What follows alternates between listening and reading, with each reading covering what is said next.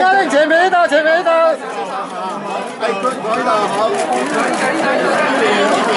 你唔會去撐下老工場咩？係咧，去風帆。我好戥佢好高興啊！我都好 surprise， 因為點解無啦啦攞咗個季軍？好叻！但係第二名香港。佢匈牙利比賽完，咁佢都成績好好啦。幾多啊？好似30幾啊，但係百幾人之中，100幾隻船。百幾人船。係啊係。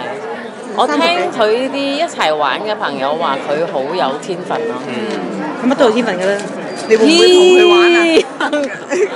你由佢讚佢啦。你唔認同咩？我認同，即係佢仲快過我講嗰下勁㗎嘛。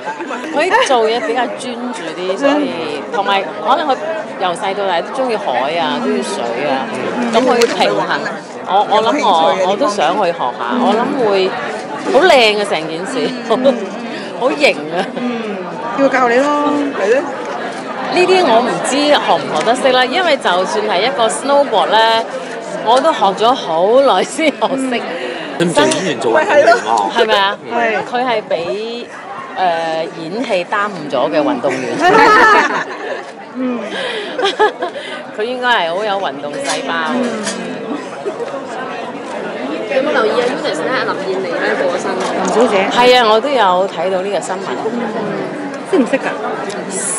依然熟唔熟㗎？唔熟，但係我肯定知道佢係邊個咯。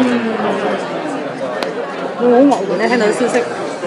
而家我聽到呢啲消息，我都唔會太愕然㗎，因為人必經嘅一條路嚟，即係生老病死嗬。所以要好珍惜咯。